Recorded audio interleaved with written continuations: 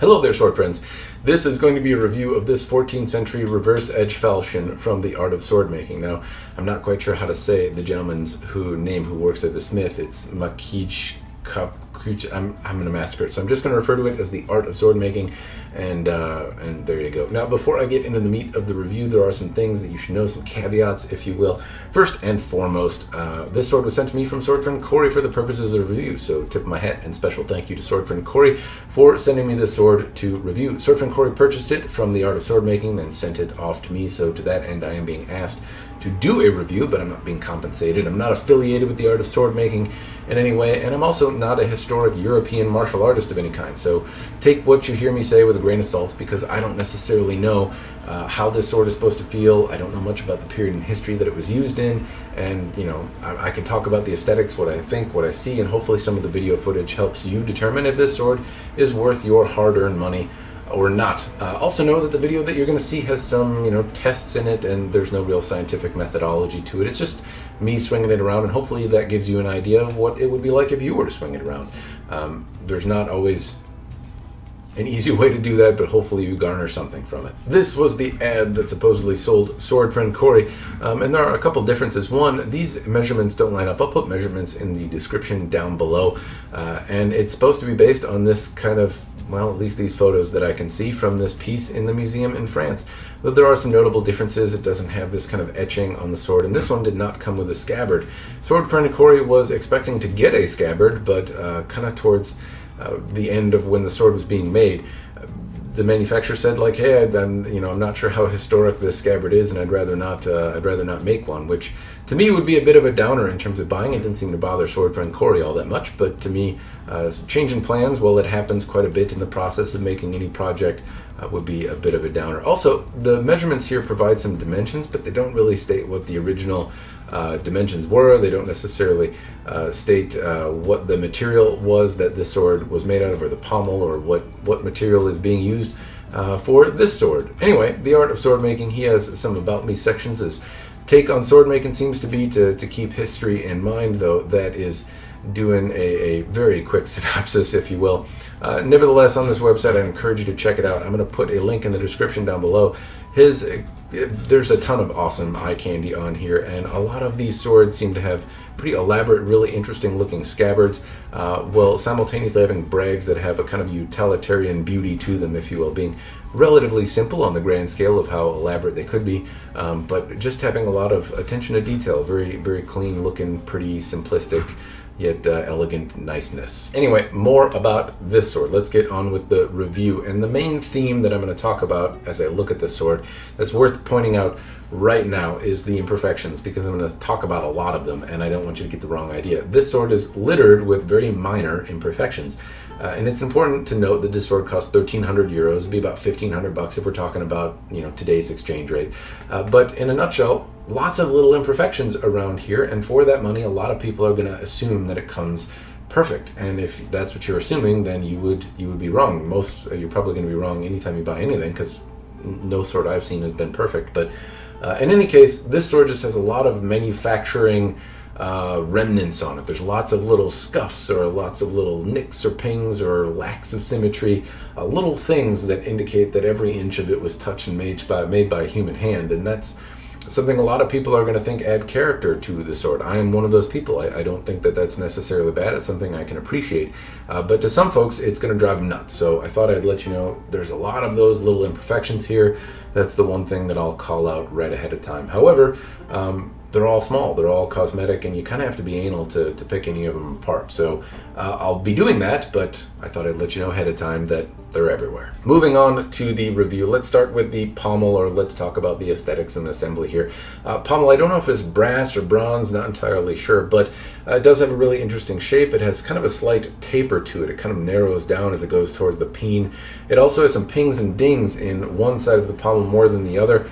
It also has some residue around where the grip is. Some kind of schmutz was left there, some residue that's a little unsightly, presumably from when the sword was, or the grip was dyed. Along the peen section here, there is some roughness, some hammer marks, and an oblong shape, though it's worth noting that one, if I rub my hand on it, there's no skin that's coming off or anything like that, but I can get a nail into it. And that's not necessarily great, but again, all symptomatic of being a handmade sword. In the use side of things, it's not a bad sword. It doesn't bite into my hand, even as it rubs on kind of the meat of my hand. It doesn't really cause any distress or discomfort. As I kind of choke up, I can also wrap my hand around the pommel if I need to get extra purchase on the blade. It's comfortable enough to grip, though I don't know how much it would be possible if I had thick gloves on. If we move on to the grip, the first thing I want to point out is the shape. It has this beautiful swell in it that just lets me really index the blade quite easily. A note on indexing is that it feels like I want to index it this way, and honestly, if I flip these blades around in my hand, they feel like two completely different swords. I will talk about that more later on, but the shape does allow the blade to index. The lines on the blade are also pretty even. Nothing stands out as bad. The overlap on where it meets the pommel as well as the crossguard are pretty well done. And it, basically the shape, it's really easy to get a thumb on the blade. It's easy to kind of grip it like a hammer. You could put one hand over on it. It's a very easy sword to grip and really, pretty easy going regardless of how you want to hang on to the thing. The shape is quite nice. Other than the kind of residue that's left over, there's not really much that's unsightly. The seam is something you can kind of make out in the right light, though it's really, really well done. There's nothing that kind of folds over in my hand, and there's only one little spot towards the base of the grip here that there's any little flap that seems exposed at all. Overall, though, very well executed on the grip. Seems quite tight and quite nice. Let's talk about the crossguard. So the crossguard, first thing to note is that it's about 7 inches wide and hexagonal, though it's not perfectly symmetrical hexagonal. There, a lot of these lack of symmetry things can be noticed when you're just going over it with a fine-tooth comb, if you will. Some imperfections, some pings, some dings, some lines that wobble, but overall this must be a really tough shape to kind of hand grind in. And the fact that I have to be anal retentive about spotting imperfections or lack of symmetry in it is really a testament to how steady a hand this man must have. Overall, though, assembly is quite good. It's on there tight. It doesn't have any kind of holes or anything like that on the base of it, and it lines up pretty well. It's comfortable to move my hand on or around. The only thing that I could really gripe about is the hole that's in here now, and that is to say what I would like to see is basically no gap or a friction fit, very, very minimal, less than 1 millimeter on any edge or any spot on the blade, and that's got to be really tough to do. I have very little experience in trying to get a crossguard to fit, but my minimal experience was an enormous pain in the ass. So I appreciate that this looks like he embraced it and that it looks even and symmetrical and pretty nice. It's a little more spacious on one side than the other, but nevertheless, I would personally like to see this gap reduced to be something smaller, like what I would conventionally see on an Albion. I recognize it's a huge pain in the ass and maybe not something that you would even see in a period in history. But I see it as a measure of attention to detail and quality on a sword nowadays.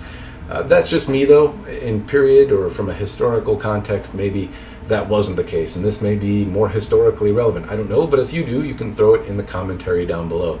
In any case, that would be my one little note on complaint. The other thing to note is that sometimes when I move the sword around, there's a weird ting that comes from this crossguard section, I think. So I'm going to talk about it here, but if I move the sword,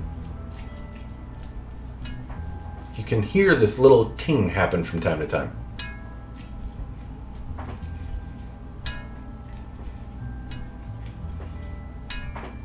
Now, I'm not sure what it is, but it almost sounds like one of the shoulders is resting somewhere and it's like toggling over or flapping somewhere. It's tough to get happening, but it happens from time to time, and it took me a little while to figure out how to get it to happen. I don't know exactly, but it feels like it's coming from somewhere in here. It hasn't gotten any better or any worse through the course of using the sword. I can't really get it to happen. Nothing seems wiggly or loose. It just sometimes it happens when I move the sword at pace and try to quickly stop. I'm guessing it's from the crossguard, but I can't say for sure. Let's talk about the blade, the pointy stabby part. The first thing I'm going to talk about is just the polish on the blade, and you can see the finish on it is kind of this satin finish. Up close, though, it's just got scratches all around that look like it's done with a Scotch pad. There's some, as you look closer, there's kind of deeper bits in here that look like a rough grit sanding belt was used, and they weren't cleaned up enough before it got to progressively finer and finer bits. It gives it a handmade kind of feel, but Also, a roughness that I don't know. I'm kind of on the fence about liking or not liking, but for the most part, it's pretty good. The fuller kind of gradually tapers off and eventually terminates. Not a look I'm personally fond of. I like to see very crisp lines where fullers terminate, but if this is based on a museum piece, I certainly can't tell what it's supposed to be from a museum perspective because the museum piece is in a state of disarray and I can't see it in hand. Though, if that's how it's supposed to terminate from a museum perspective, then kudos. There it is. Now, overall, I've taken measurements. I've put them in the description down below. I will say that if we talk about dynamics specifically here, the sword is meant to be used, obviously, with the edge out. And when I hold the sword this way and throw it around, it feels rough. It's hard to start the tip moving. It's hard to stop the tip moving. I feel like I have control over the tip, and half sword feels really easy. I can get a lot of purchase on this blade and control this kind of hook, this point here. I feel like I have control over the point, but it feels, I don't know, it just feels a little clumsy. And presumably you're using this with a shield or some other device at the same time. And so how that works, I mean, just throwing this out, trying to extend my reach and toss it out seems really rough. Now conversely, if I flip it around, all of a sudden the dynamics of the blade feel very different in my hand. And I don't know how I can I can tell the weapon dynamics computer to show you how it feels this way versus this way. In any case, you'll see the weapon dynamics computer and me swinging it around, but it feels much more controllable this way than it does this way. As soon as I have it this way, it feels kind of clunky, and this way, all of a sudden it turns around and it feels a little more nimble, like I have even more control over the edge, and it feels like slashing would be easier. It's still stout, but this feels a little rougher to get out there than this for some reason. I wish I could explain why that is, but it's an interesting characteristic nonetheless. Now, in terms of use, I did a little bit of playing with why this shape would be good, and I guess I don't know a lot about from a historical perspective, but in terms of half sorting, it's not bad. I have Japanese armor, I don't have European armor, but I could see that I could expand the plates in the blade, so if you find an opening or a gap with this, it's easy to kind of use this as a pry and exploit that gap. I could see why that would be nice. I also tried doing a little bit of binding with the blade, or a little bit of sword on sword, and granted it's with a wooden bowkin held up by a dummy, but nevertheless, this little hook here provided a little different context. So if I hold the blade against a bowkin or a wood piece and I'm just kind of pressing it, I kind of have to press and provide tension against the sword, and really I feel a lot of muscles in my shoulder working to do that, and it's, you know, you don't feel like you have a ton of control, but as soon as I get that sword in this little pocket here, now all of a sudden I have the same kind of amount of tension that I can push, though maybe a little less because I'm at a point which isn't very advantageous for leverage, right? But I feel like I can use my body to push with this as well. Now it'll fall off this hook. This hook doesn't really catch it,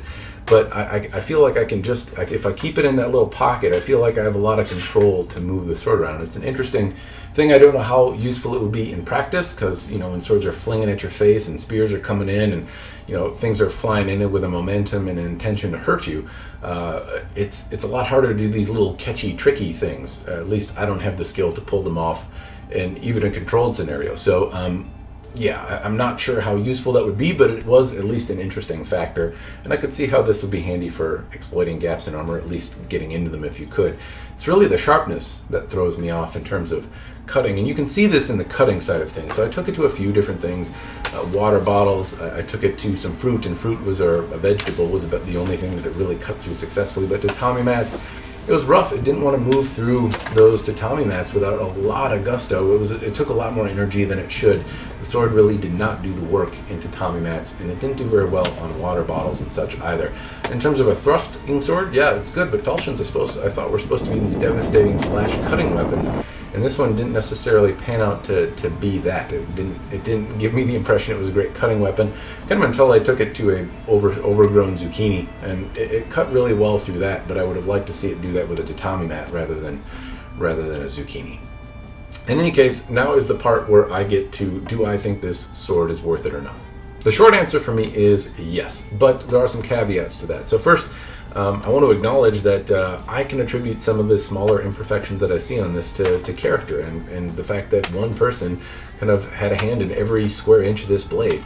and some of it is going to show the fact that that person is a human being and not perfect. So I'm not necessarily bent out of shape about the minor imperfection cosmetic issues that I spot, but I know some people might be.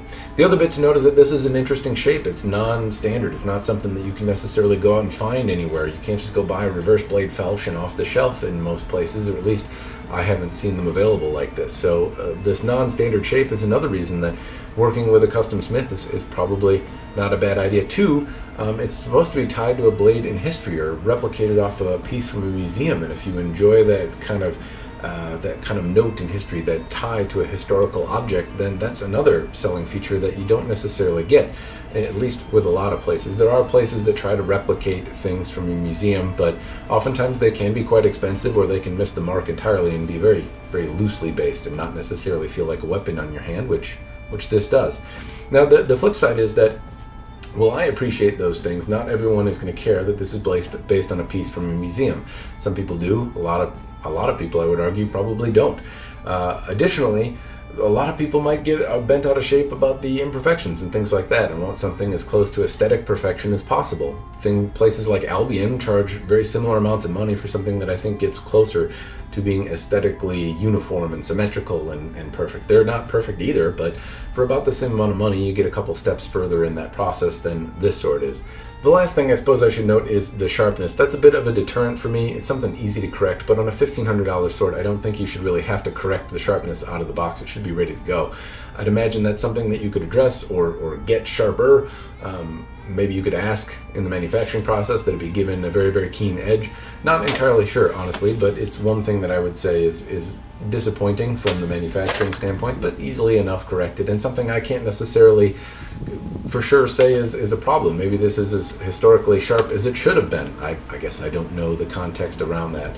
In any case, for me, I don't see it as a ripoff. I think it's a cool sword. I'm grateful that I got the opportunity to review it, and I certainly think that it's a good product, well made and well done, and if you like the characteristics that it has, then I can see why it would be very alluring.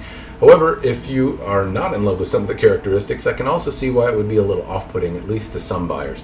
In any case, those are my thoughts. I hope this review has been helpful. And as always, cheers and thanks for watching.